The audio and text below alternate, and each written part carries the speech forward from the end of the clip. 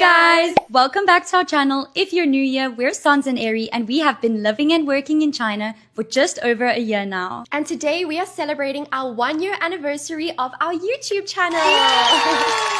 And we've just hit 10,000 subscribers. Woo! We honestly can't thank you guys enough for all your love and support over the last year. Having 10,000 friends following along on our journey is just absolutely mind-blowing. And we are so grateful for each and every single one of you guys. Thank you. And we've had some of the most incredible adventures living in China here so far. Seriously, it's been wild. Wild. We visited the most cyberpunk city in the world, hiked the famous Avatar Mountains, and even explored a 2,000-year-old ancient village built on a waterfall. We saw pandas in Chengdu, explored one of the most futuristic cities in the world, relaxed in 24-hour spas, got sushi delivered by drone, felt like we were in a literal movie inside the bookstore in Chengdu, and even saw the famous bamboo lights in real life. We've experienced different cultures, tried so many new foods, made amazing friends, and traveled to beautiful neighboring countries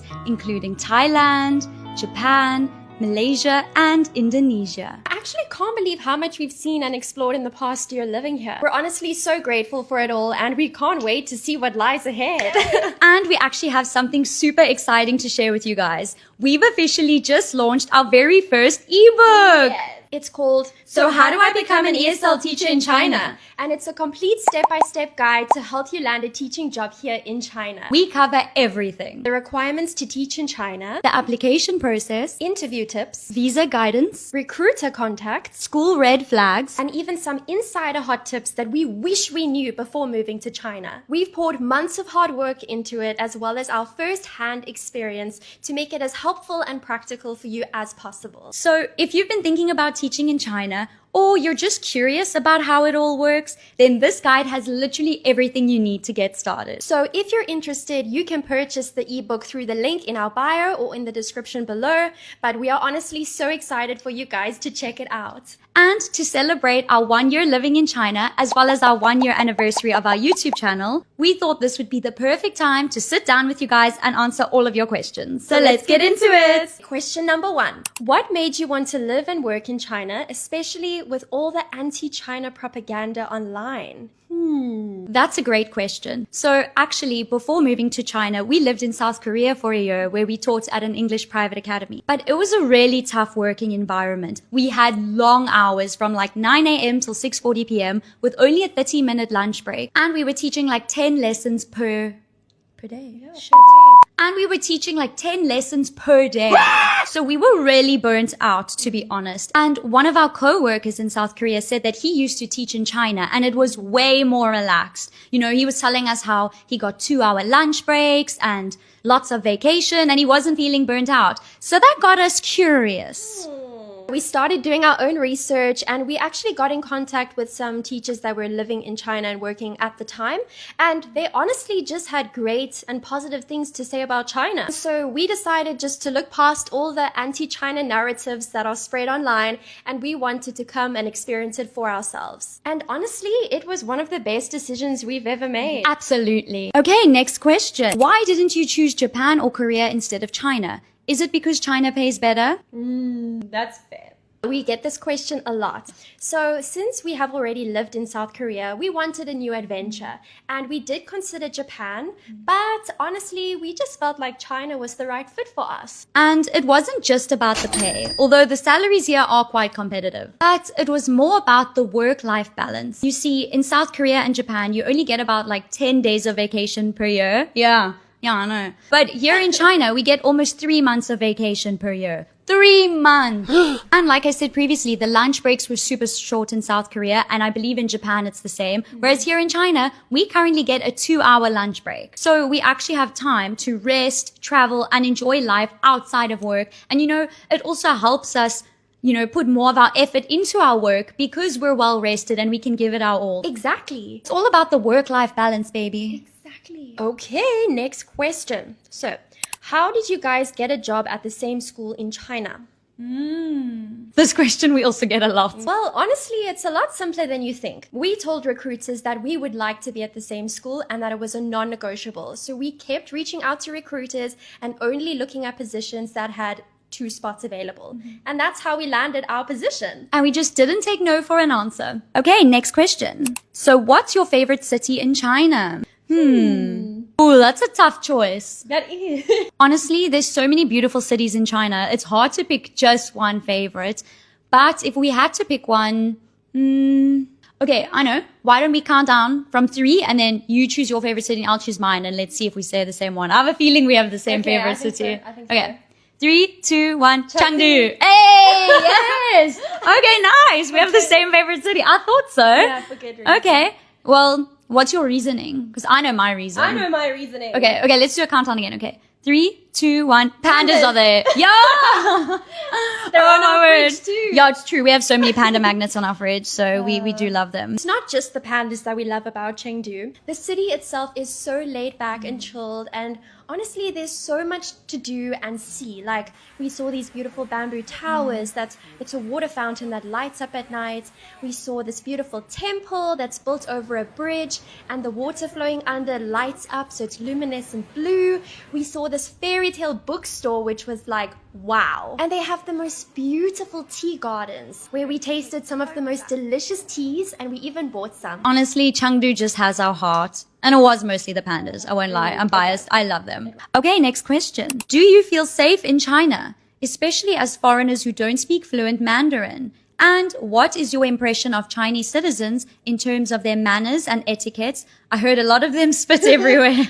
Well, we feel so safe here. Honestly, China is one of the safest countries we've ever been to, right? Yeah. And even walking outside at night, we just feel so safe. And being from South Africa, that is definitely something that we would never take for granted. Absolutely. As for manners and etiquette, yeah, there are a few cultural differences. For example, the spitting thing really did shock us at first. If you don't know, in China, it's very normal for people to just spit in public, like out and about. Someone will be walking in front of you and they'll just start spitting in the bush or even out their car window. Our bus driver does that a lot. But here, it's not considered rude. It's really just a habit. Like, everyone seems to do it, even though it's something we absolutely can't get used to. I mean, we've kind of gotten used to it now, but if someone spits and they're standing quite close to us, then it does frighten us. It's quite scary.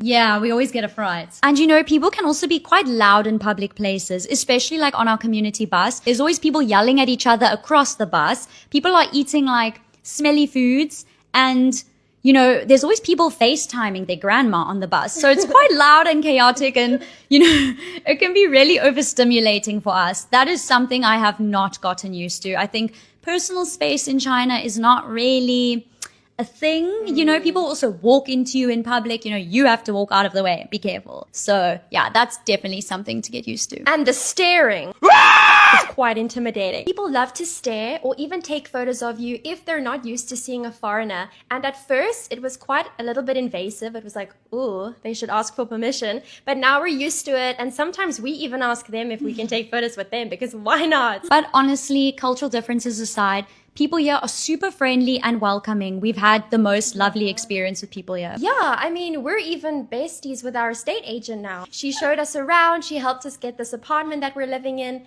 And then ever since then, we've been really good friends, and she has us over for Chinese barbecue. We've gone to karaoke together. It's honestly just the sweetest friendship. And you know, we're even friendly with our landlord. She lives opposite us, and when it's special occasions here in China, we give her some fruits and she gives us some fruits back. So everyone here is so welcoming and friendly. I can't even tell you. Next question. Are you a couple? The burning question. Are you guys a couple? Are you sisters? Are you twins? Are you second cousins removed? Yes. All of the above. Well, I'm gonna love you and treat you right.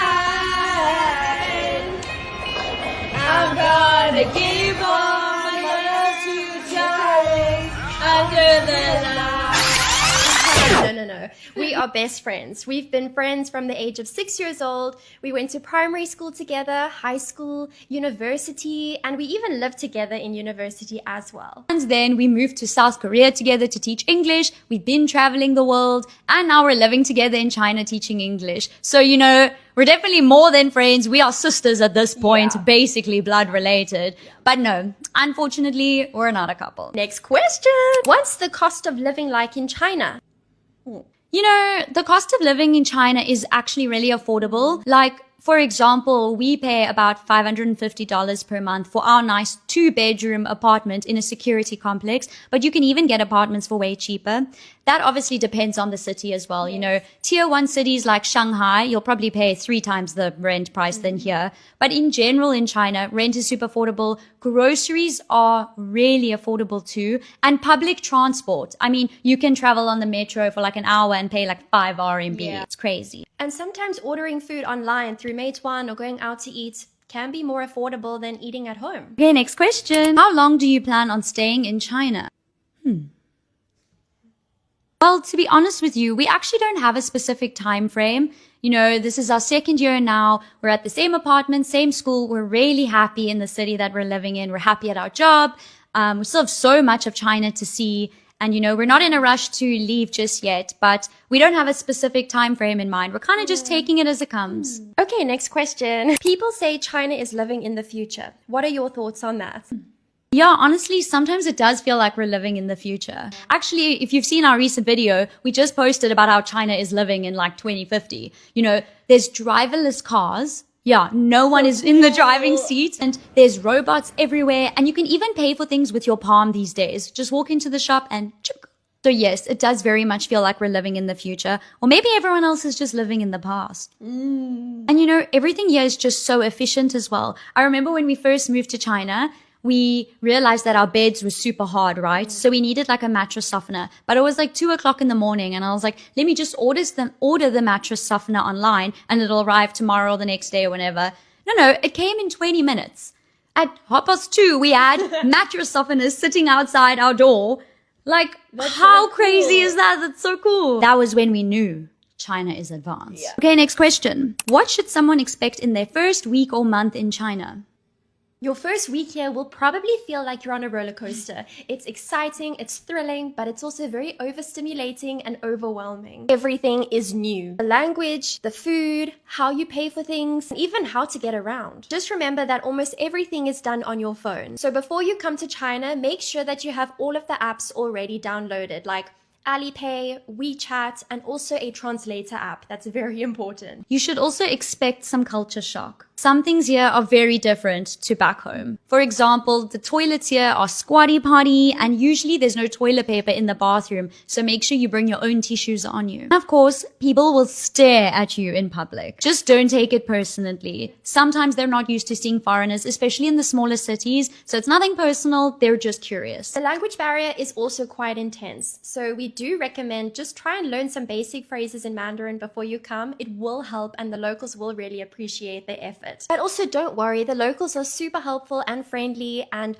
after your first month, you will feel a lot more confident, and you'll definitely have some amazing stories to tell. Oh, but hot tip. When you are learning Mandarin, just really take note of the different tones, because I have a story for you. In my first week moving to China, we had like an open day with the parents to meet everyone and introduce ourselves. I think it was literally my 3rd day of living in China. And I thought, it would be really cute of me to introduce myself in Chinese. You know, I'm sure the parents will appreciate it. So I learned how to say, hello, my name is Sonia. I'm from South Africa. I will be the English teacher of this class. But little did I know, my tone was slightly off and my pronunciation was very off.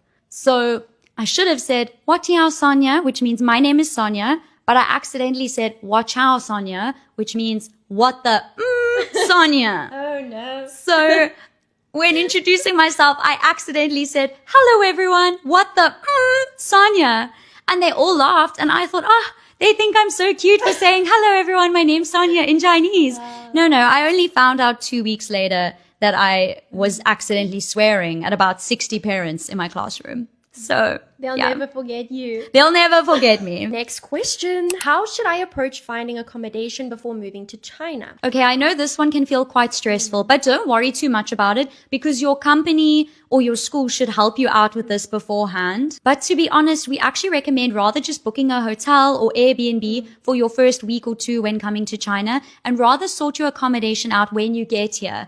I know some people like to organize their accommodation before even moving to China, but then you're not going to be able to see what it looks like in real life and test it out and make sure that everything works. So rather play it safe and get it when you're here. I promise you there's more than enough accommodation available. You don't need to worry about it running out. And then at least you can choose the best apartment for you once you're here. And when you are apartment hunting, don't forget to ask about things like utilities, your internet, and all the other bills, because sometimes there's an apartment tax on your place that's not included in the bills. And you might only find out about it at a later stage. Well, that's all the questions for today. If you guys do have any other questions, please feel free to leave them in the comments down below. And if you guys enjoyed watching this video and listening to all our answers, please don't forget to give it a like and subscribe to our channel to stay tuned for future content. Otherwise, for now, bye besties!